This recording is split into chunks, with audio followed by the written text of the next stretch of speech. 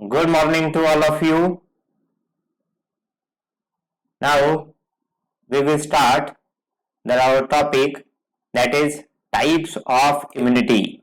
Yesterday we have seen the types of immunity, and into that we have seen the types of immunity, that the two types of immunity, innate immunity and acquired immunity. This innate immunity is also called as a natural immunity, and acquired immunity is called as a adaptive or the specific immunity, and this innate natural is called as a non-specific immunity. Into this, in this innate immunity, there are four types of a barrier, that is physical or anatomical barrier, physiological barrier, phagocytic barrier and inflammatory barrier. Into which we have seen the anatomical or physical barrier. In this, these includes the skin and mucosal membrane. These are called as a first line defense. बरोबर, skin's outer tough layer called as the stratum corneum, which prevent the entry of bacteria and viruses inside the body. Then this also secrete the oily glands and sweat gland, which make the skin surface oily and acidic, which prevent the entry of foreign pathogen. Then we have also seen that the sweat gland also secrete the lysozymes, which act as a bactericidal. Then mucus secreted by the mucous membrane and the mucous coating of the epithelial lining of the respiratory, digestive and urinogenital tract help in trapping foreign pathogen or microbes. Okay. Then physiological barrier बघितलेत. Physiological barrier मध्ये आपण बघितलं, these barriers include temperature, pH and body secretion. When elevated body temperature, increase in body temperature, which inhibits the growth of many pathogens. मायक्रोऑर्गॅनिझम आपल्या शरीरामध्ये जर entry झाली तर त्यामुळे काय होत आहे की आपल्या बॉडीचं टेम्परेचर राईज होतं आणि ते पॅथोजनला, मायक्रो ऑर्गॅनिझमला किल करण्याचा प्रयत्न करणार. बरोबर आहे. Then most of the ingested microorganisms are killed due to the acidity of gastric juice in the stomach. जर का आपण ज्या वेळेस फूडच्या माध्यमातून काही मायक्रो ऑर्गॅनिझम आपल्या शरीरामध्ये जर का एंटर होत असेल तर त्यावेळेस जे आपलं ऍसिडिक एन्व्हायरमेंट आहे, which is present in the stomach, that kill that microorganism. Then also lysozymes, which is a enzymes, are act as a bactericidal and which kill the microorganism. Okay, इथपर्यंत बघितलं होतं. आता आपल्याला बघायचंय नेक्स्ट बॅरियर. कुठलं barrier आहे? Next barrier is yes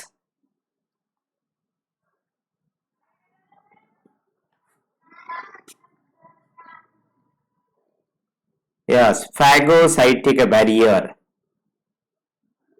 बघायचं आपल्याला phagocytic barrier. It is also called as a cellular barriers.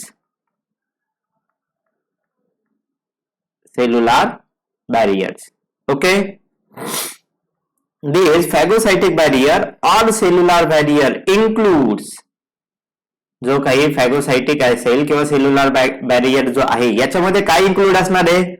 Obviously, it includes the phagocytic cells are included into it. बरोबर आहे. तर हे जे फॅगोसाइटिक बॅरियर आहेत, ह्या फॅगोसाइटिक बॅरियर मध्ये काय प्रेझेंट असतील? काय फॅगोसाइटिक सेल प्रेझेंट असतील. बरोबर आहे की नाही?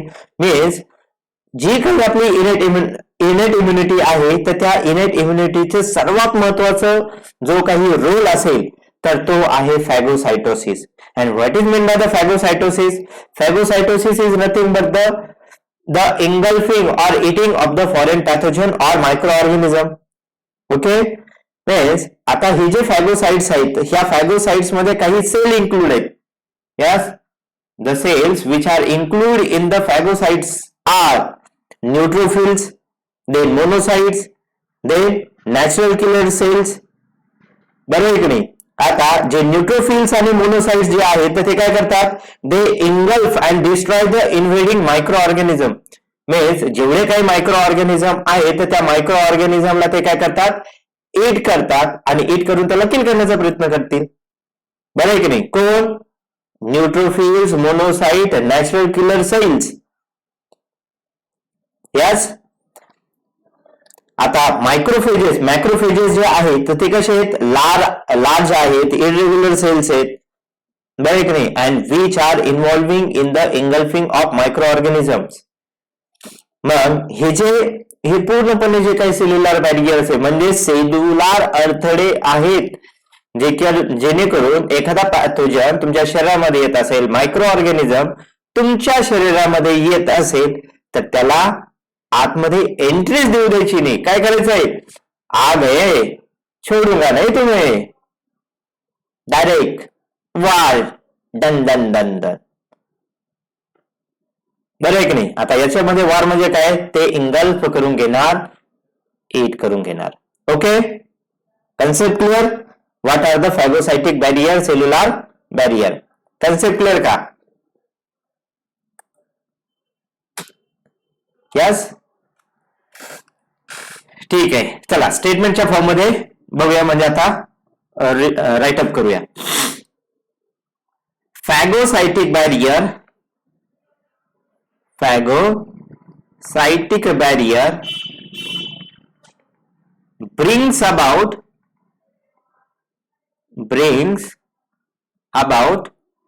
phagocytosis.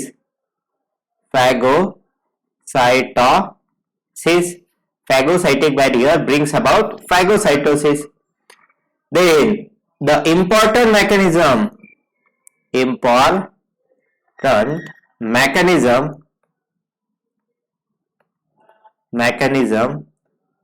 of innate immunity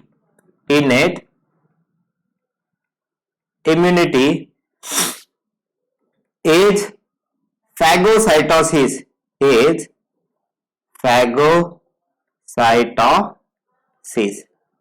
Okay, then simultaneously तुम्ही पण राईट अप करत चला. ओके, करताय ना. आता हे जे फॅगोसाइटोसिस इन्व्हॉल्व करण्यासाठी कुठले सेल्स प्रेझेंट असतात, आताच आपण बघितलं. Phagocytosis cells R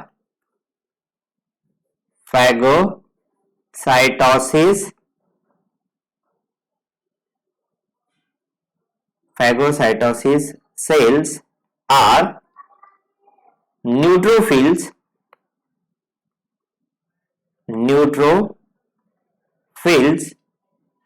then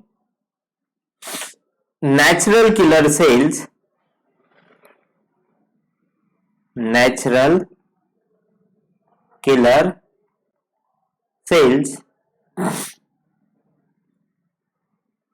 then some of the macrophages, monocytes म्हणूया आपण, लिम्फोसाइट्स म्हणण्यापेक्षा directly monocytes.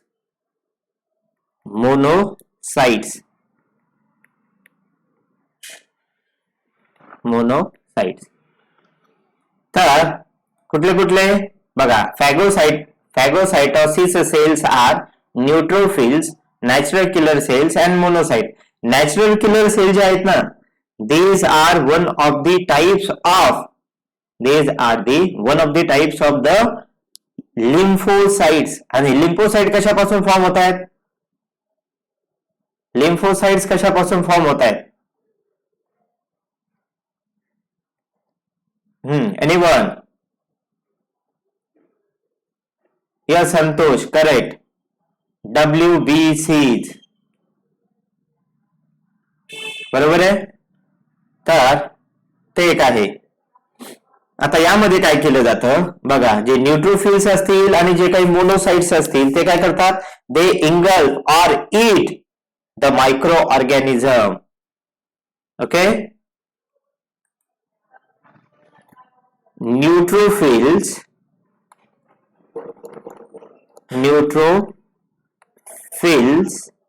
and monocyte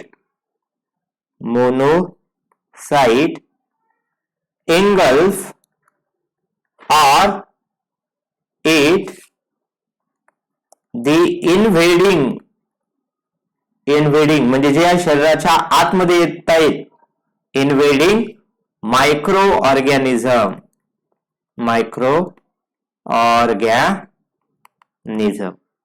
okay. मग आफ्टर जे काही मायक्रो ऑर्गॅनिझम इन्व्हेड होत आहेत, इन्व्हेड झाल्यानंतर त्याला काय करतील, ते घेऊन घेतील, त्यांना डिस्ट्रॉय करतील. सिंपल अशी मेकॅनिझम आहे कुणाची, फॅगोसायटिक सेलची. तर तसेच जे लिव्हर सेल्स आहेत, तर त्या लिव्हर सेलमध्ये पण काही फॅगोसायटिक सेल्स आहेत बघा. कुठले सेल्स असतात ते, the phagocytic cells which are present in the livers.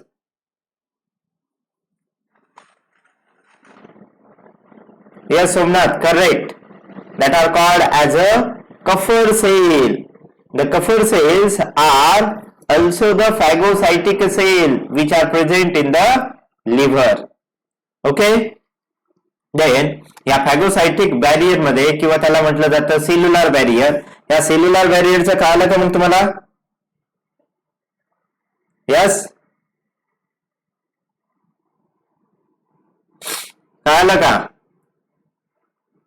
Then आता नेक्स्ट जो बॅरियर आहे आपला, that barrier is called as a inflammatory barrier, or as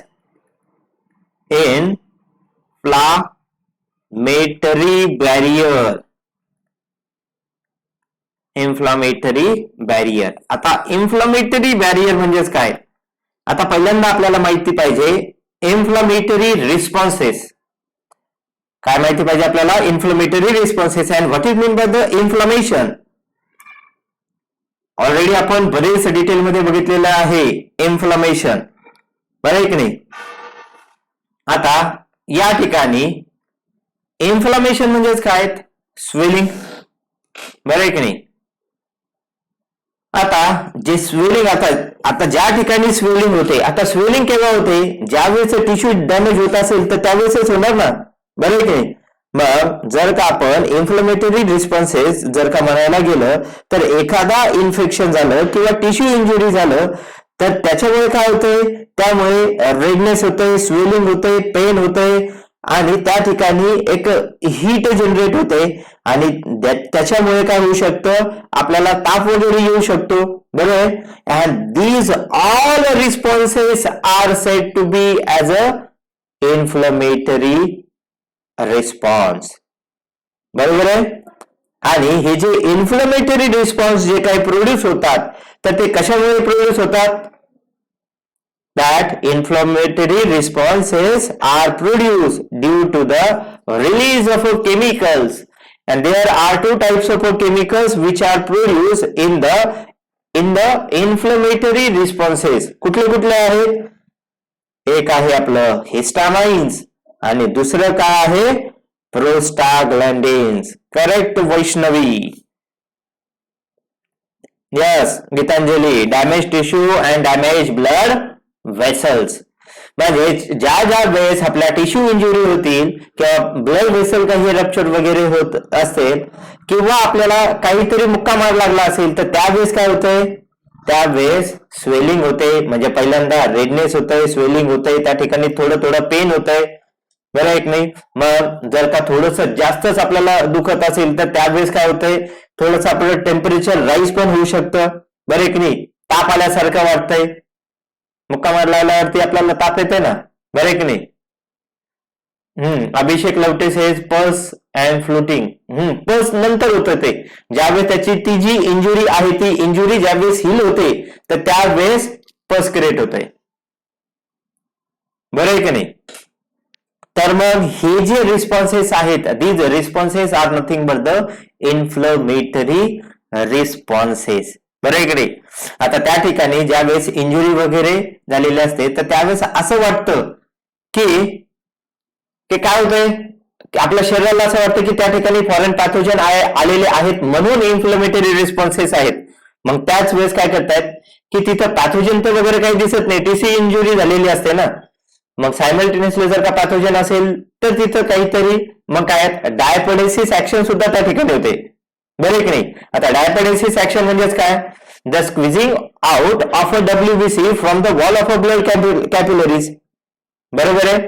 मग असं वाटतं की त्या ठिकाणी काय झालेलं आहे, एखादं इन्फेक्शन झालेलं आहे म्हणून तिथं WBC पण येत आहेत आणि WBC आल्यावरती नंतर त्यांना तिथे कळत नाही ना, म्हणजे ऍक्च्युअली काय आहे, फॉरेन पॅथोजन आलेले आहे का नाही. आणि जर का फॉरेन पॅथोजन असतील किंवा मायक्रो ऑर्गॅनिझम त्याच्यामध्ये असतील तर ते काय केले जातात, मग WBC तिथे जाऊन त्याला काय केले जाणार, गिळून घेणार, किल करणार.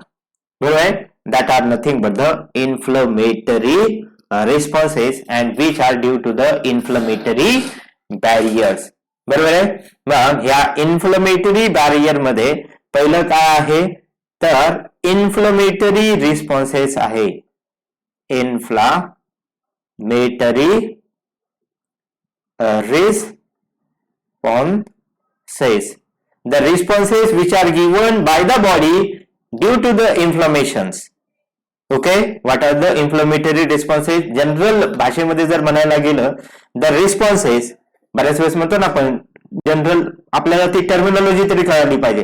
What are the inflammatory responses, the responses given by the body to the inflammation is called as the inflammatory responses. Okay, yes. चला आता लिहून घेऊया आपण. काय आहे, an infection or tissue injury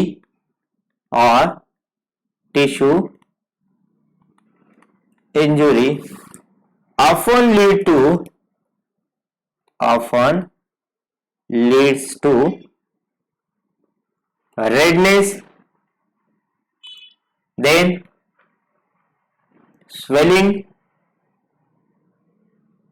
काय आहेत, an infection or tissue injury often leads to redness, swellings. नंतर काय होतंय, या ठिकाणी पेन एक जाणवतंय. बरोबर आहे. then it may result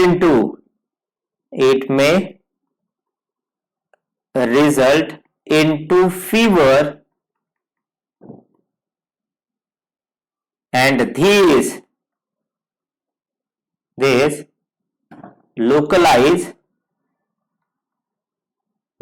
localize manifestations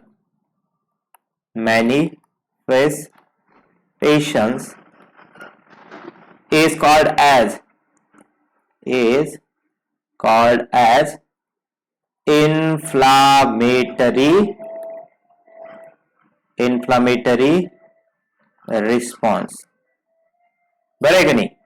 inflammatory response म्हणजेच काय, an infection or tissue injury often leads to redness, swelling, pain, or it may result into the fever, and these localized manifestation म्हणजेच काय, त्या ठिकाणी होणाऱ्या घटना is called as a inflammatory responses. बरोबर. and why the inflammatory responses are occur, these inflammatory responses are occur due to the release of chemical. These inflammatory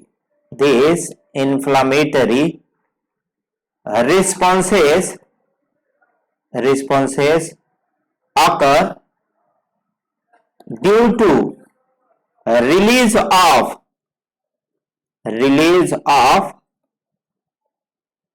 chemical histamines and prostaglandins.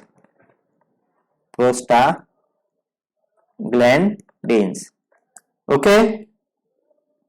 आता actually ज्या वेळेस tissue injury होणार त्याच वेळेस हे काय होतील, केमिकल रिलीज होतील.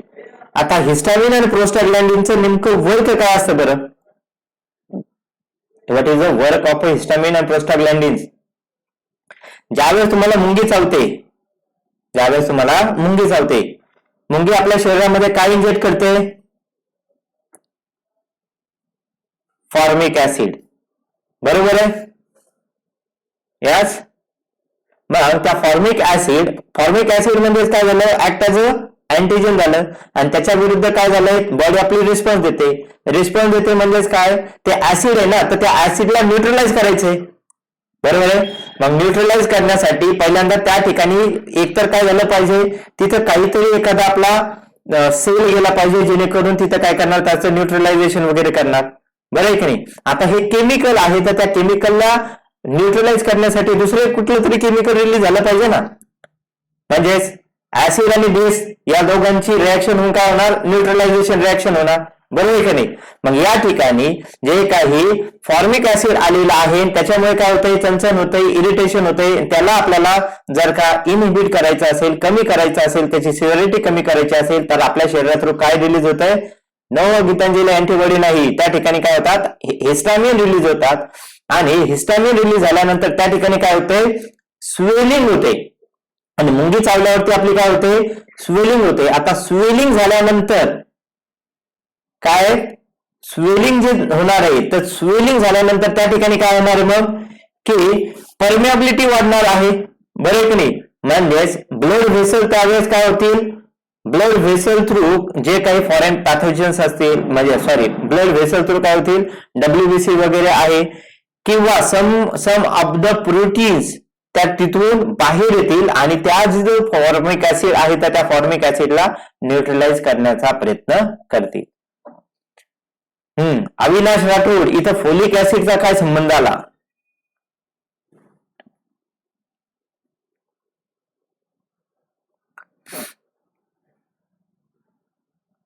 तर इथे काय आहे, इथे आपले चालू आहेत इन्फ्लमेटरी रिस्पॉन्सेस आणि ह्या इन्फ्लमेटरी रिस्पॉन्सेस मध्ये काय होत आहे, हिस्टामिन्स आणि प्रोस्टाग्लॅंडिन रिलीज होतात.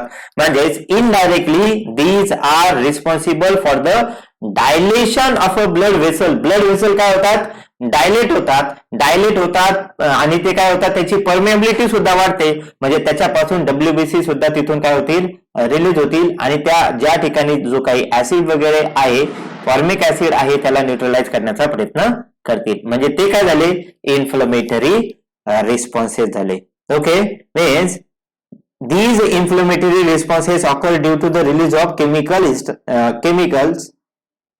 chemicals called as histamines and prostaglandins. These histamine and prostaglandins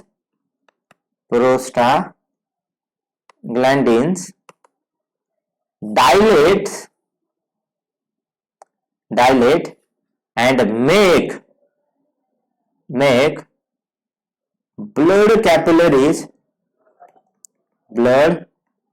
capillaries more permeable. आता मोर परमिएबल म्हणजे काय बघा, इथं काय आहे स्टेटमेंट, काय सांगितली, histamine and prostaglandin dilate and make blood capillaries more permeable. आता मोर परमिएबल कशाला करतील, ते जे काही आपले प्रोटीन्स वगैरे असेल, जे ब्लड मध्ये प्रेझेंट असतील, काही WBC असेल, तर ते तिथून काय होतील, स्क्विझिंग आउट होतील. मोर permeable means the histamines and prostaglandin dilate and make the blood capillaries more permeable in the region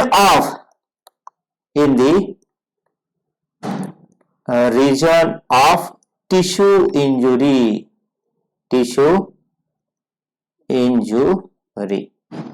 आणि त्याच्यामुळे काय होणार, जो काही ब्लड आहे तर ते ब्लड तिथून आउट होणार. म्हणजेच जे काही आपण म्हणतोय ना, आपले जे काही लिम्फ लाईक फ्लुइड आहे, तर त्या कॅपिलरी मधून जे काही ब्लड बाहेर आउट होणार आहे, म्हणजे बाहेर येणार आहे, तर त्याच्यामुळे काय होणार आहे, मग एकतर काय होणार, परमिएबिलिटी वाढणार आहे.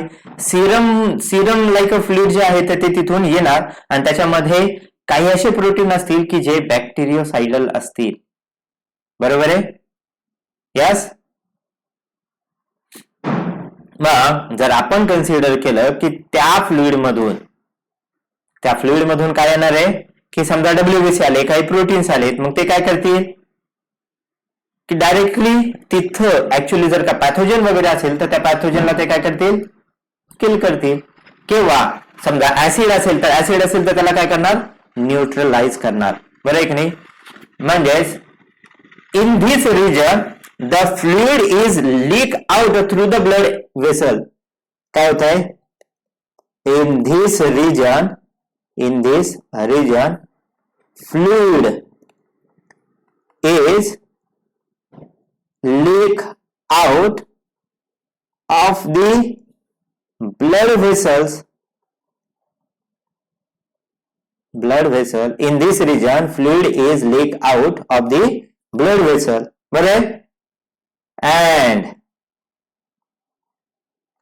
this results into swelling.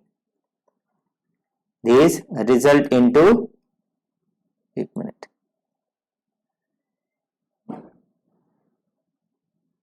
swelling. Okay. म्हणजेच अशा प्रकारे हे काय आहेत, इन्फ्लेमेटरी बॅरियर जे आहे ते इन्फ्लेमेटरी बॅरियर वर्क करतात. ओके, इथपर्यंत क्लिअर. आपण इनेट इम्युनिटी बघितली. इनेट इम्युनिटी मध्ये काय काय बघितलं आपण? Physical, physiological, phagocytic and inflammatory barriers. आता दुसरी जी टाईप ऑफ इम्युनिटी आहे दॅट इज ॲक्वायर्ड इम्युनिटी, ते आपल्याला डिटेलमध्ये बघायचं आहे. ओके, इथपर्यंत काय प्रॉब्लेम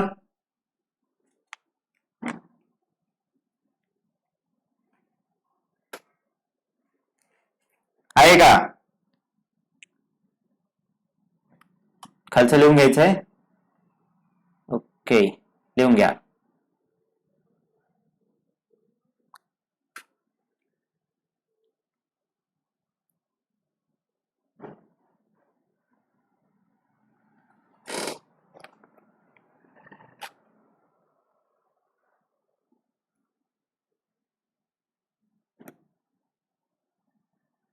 आता बघा, या ठिकाणी जे काही फ्लुइड लीक आउट होतंय तर त्या ठिकाणापासून काही प्रोटीन्स वगैरे येतात बरं का.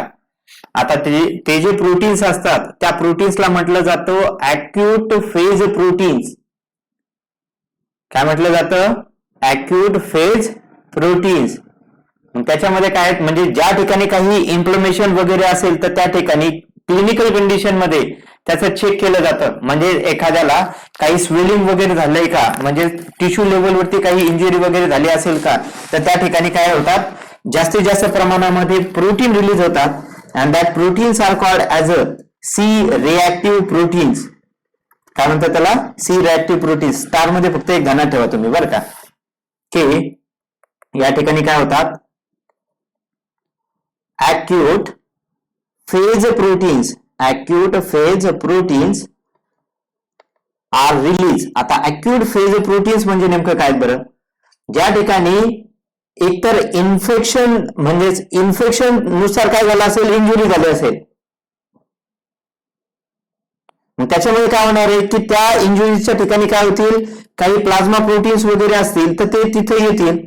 बरे, means the collection of a plasma protein at the region of injury or infection. The collection of a plasma protein at the injury or the infection are called as a acute phase proteins. Okay, हे ध्यानात ठेवा. याच्यावरती तुम्हाला 1 मार्काला विचारलं जाऊ.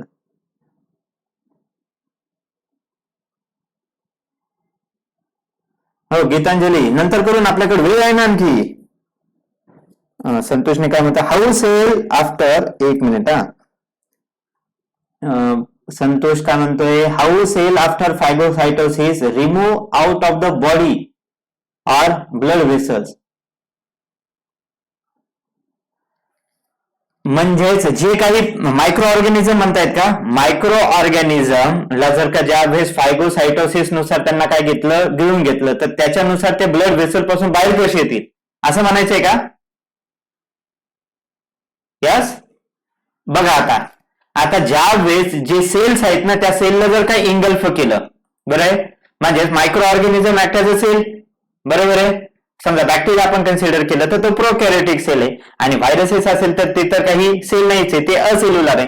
मग त्यांच्यामध्ये काय घेऊन घेतलं म्हणजेच काय, तर त्यांच्यामध्ये असणारे जे काही केमिकल्स आहेत, म्हणजे समजा त्यांचा सेल वॉल असेल किंवा त्यांचा न्यूक्लाइड असेल किंवा मग त्यांचा एक्स्ट्रा क्रोमोझोमल जेनेटिक मटेरियल असेल, तर त्यांचं काय होतंय, म्हणजे त्या सेलनं इंगलफो केल्यानंतर आतमध्ये काय होणार आहे की काही कॅटाबॉलिक रिॲक्शन होतील आणि कॅटाबॉलिक रिॲक्शन होऊन तर त्या सेलला काय करतील, ते डायरेक्टली टोटली डिसअसेंबल करणार आणि डिसअसेंबल करून त्याच्यामध्ये काय आहेत, आता सेल म्हटल्यावरती पूर्णपणे केमिकलच प्रेझेंट आहेत ना, कार्बोहायड्रेट आहे, प्रोटीन्स आहेत, फॅट्स आहेत, व्हिटॅमिन्स आहेत.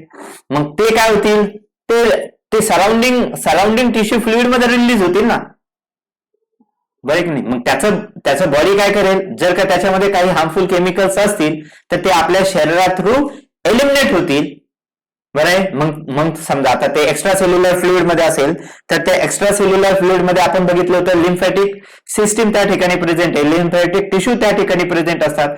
मग ते लिम्फॅटिक सिस्टीम, ते जो काही फ्लुइड आहे तो फ्लुइड सिस्टेमिक सर्क्युलेशन मध्ये आणणार, म्हणजे व्हेन्स मध्ये आणणार. व्हेन्स थ्रू ते कुठे येणार, हृदयाकडे येणार, हृदयापासून कुठे येणार, लंग्स कडे जाणार, लंग्स पासून पुन्हा हृदयाकडे, हृदयाकडून मग किडनीकडे जाणार आणि किडनी मग जर का अनवॉन्टेड असेल, टॉक्सिक असेल तर ते एक्सक्रीट आउट करेल. बरे की नाही. यस, अशी ही मेकॅनिझम होते. आन्सर मिळालं संतोष?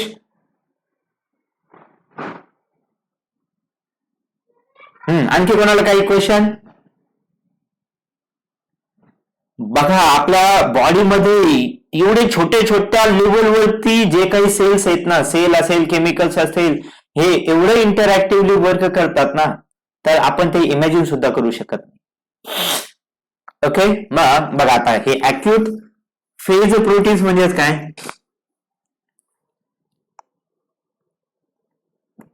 दे, थांबा, इन्फेक्शन ऑर इंजुरी, इथून स्टार्ट करू आपण. लिहून घ्या तुम्ही पण. Infection on injury leads to sudden increase in concentration of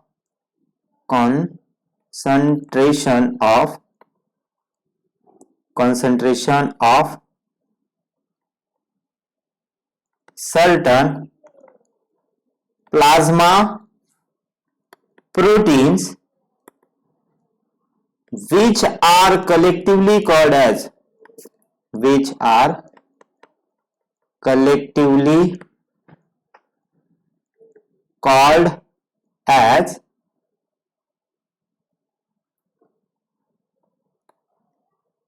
acute phase proteins. काय म्हणतात त्यांना? acute phase proteins.